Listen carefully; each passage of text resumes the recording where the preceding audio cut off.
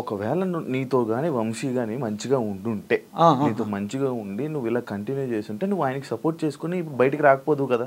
బయటికి రాపోతుంది కదండి.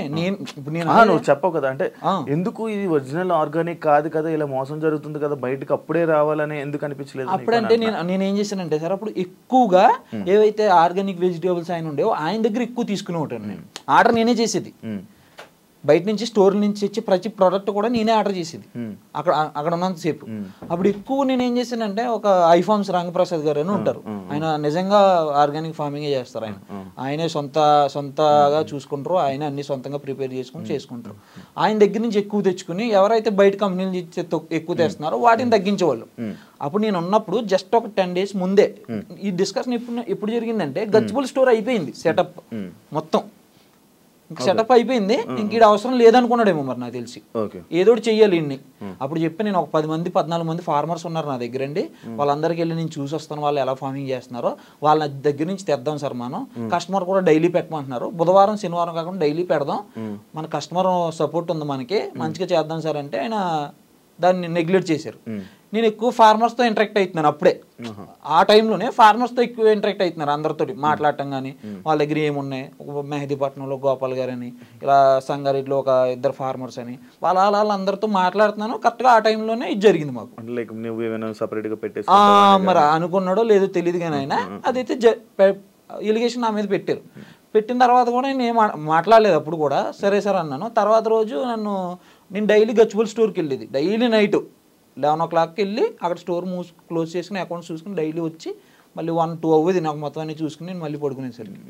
ఆ రోజు ఒక రోజు వచ్చి, నువ్వు గచ్చిబౌలి స్టోర్కి వెళ్ళిన అవసరం లేదు, నువ్వు డైలీ పొద్దున్న ఇక్కడ 6 గంటల నుంచి సాయంత్రం 7 గంటల దాకా నువ్వే ఉండాలి ఇక్కడ స్టోర్లో, ముందు ఇవన్నీ నాకు హ్యాండ్ ఓవర్ చేసి ఒకసారి నువ్వు స్టోర్లోనే ఉండాలి, మళ్ళీ నువ్వు టైమింగ్స్ పెట్టాలి, ఇన్ టైం పెట్టాలి, అవుట్ టైం పెట్టాలి అని చెప్పి, ఇంకా నువ్వు అవి వాడుకుంటున్నావు ఇవి వాడేసుకుంటున్నావు, నాకు క్లారిటీగా కావాలి అని చెప్పి నేను ఏమో వాడుకోలేనప్పుడు నాకు పడాల్సిన పని ఏముందండి. మా మమ్మీ గారు దానికి ఒప్పుకోలేదు. మా మమ్మీ గారు కూడా అక్కడే ఉండేది అనమాట, మేమిద్దరం, మమ్మీ డాడీ నేను ఉండేవాళ్ళు ముగ్గురు. మా మమ్మీ గారు దానికి ఒప్పుకోలేదు అసలు. ఆ మాట అన్న తర్వాత నాకు ఇక్కడ 5 నిమిషాలు ఉన్నాను నేను, అసలు అంత తీసుకోలేదు. ఏదో జీవితం బాగోలేక ఇంత లోపలికి వచ్చి మనం ఉన్నాం, అంత మనం పడాల్సిన పని లేదు ఇక్కడ, కాబట్టి ఇంకో దుక్కు చేసుకుని బతుకుదాం, కూలి పని చేసుకుని బతుకుదాం కావాలితే. ఇక్కడ ఆ మాట అన్న తర్వాత ఇక్కడ ఉండటం కూడా వేస్ట్, మనం ఉన్నా సరే అనుమానం వాళ్ళకి ఇంకొకసారి అనుమానం వచ్చిన తర్వాత అనుమానం పెనుబోతం లాంటిది అది, అసలు మనం ఇక్కడ ఉండొద్దు అసలు అని మా మమ్మీ గారు చాలా గొడవ పెట్టారు.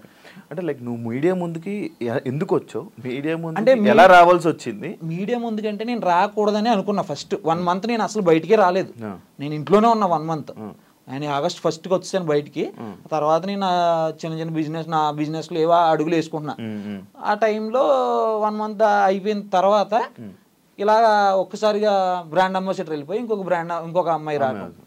ఇదేమవుతుందంటే న్యాచురల్ ఫార్మింగ్ లో కస్టమర్స్ అందరూ నాకు ఫోన్ చేస్తున్నారు అనమాట, అమ్మాయిలు ఎందుకు వెళ్ళిపోతున్నారు ఇలాగా, నాకు తెలియదని నేను చూడలేదు, ముందు అమ్మాయి ఎందుకు వెళ్ళిపోయిందో నాకు ఎవరో ఫోన్ చేసేదాకా తెలీదు, ఆమె వెళ్ళిపోయిందంట, తర్వాత నీకు తెలీదు అని అడిగారు, నాకు తెలియదు సార్ అన్న. తర్వాత మళ్ళీ ఇంకొకరు వచ్చారు, మళ్ళీ ఫోన్ చేశారు. నా కస్టమర్స్ నా దగ్గర ఒక 180 మంది ఉంటారు కాంటాక్ట్స్, నా నెంబర్స్ వాళ్ళ దగ్గర ఉన్నాయి. వాళ్ళందరూ ఫోన్ చేసి అడిగారు అనమాట, అంటే ఆ న్యాచురల్ ఫార్మింగ్ ని మీరు ఎలా బూత్ ఫార్మింగ్ కింద చేస్తున్నారా నాకు అర్థం కాదు, అంటే న్యాచురల్ ఫార్మింగ్ అంటే అమ్మాయి ఉండాలా, లేకపోతే మీరు చేయలేరా, మనుషులు చేయలేరా, ఎవరు అమ్మాయిలతో అవసరం ఏంటి? అదే నేననేది, ఇప్పుడు లేబర్ పని చేయాలంటే మనం ఫామ్ లో దిగి చెయ్యాలంటే మగోడు చేయగలుగుతాడు, ఎంతైనా పొద్దు నుంచి సాయంత్రం వరకు చేయగలుగుతాడు. ఆయనతో పాటు ఇంకొక అబ్బాయిని పెట్టుకుని ఆయన 30 ఎకరాలు తీసుకుని 30 ఎకరాలు ఆయనే చూసుకుంటూ ఆయనే చేసుకోవచ్చు కదా.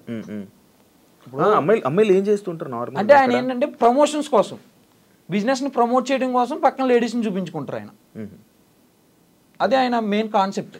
ఇది మీరు అదే అమ్మాయిల్ని ఇలా అమ్మాయిలతో ఉంటారు, అమ్మాయిలకు లైక్ ఎలా అంటే అమ్మాయిలు వాడుకుంటుంటారు అలా అని చెప్పి ఒక స్టేట్మెంట్ అనేది నేను విన్నా నార్మల్ బయట.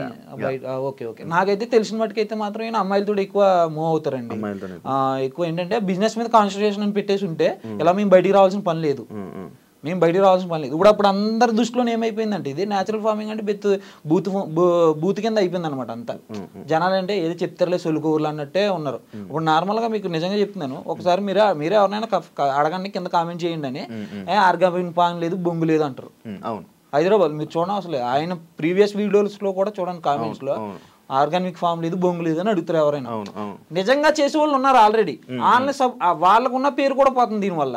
ఇప్పుడు ఒరిజినల్ గా కష్టపడే ఫార్మర్స్ ఉన్నారు చాలా మంది, ఒరిజినల్ గా నేను హోమ్ మేడ్ ప్రొడక్ట్స్ చేసే వాళ్ళు ఉన్నారు. వాళ్ళ కష్టంతో చేసింది ఇక్కడ ఇలాంటి వాళ్ళ వల్ల సింపుల్ గా వాళ్ళని కూడా నమ్మట్లేదు వీళ్ళు. ఒరిజినాలిటీగా చేసే వాళ్ళు కూడా నమ్మట్లేదు. వీళ్ళు అమ్మాయిలతో తిరుగుతారు, వీళ్ళకి ఫార్మింగ్ గురించి ఏం తెలుసు వీళ్ళకి అంటారు.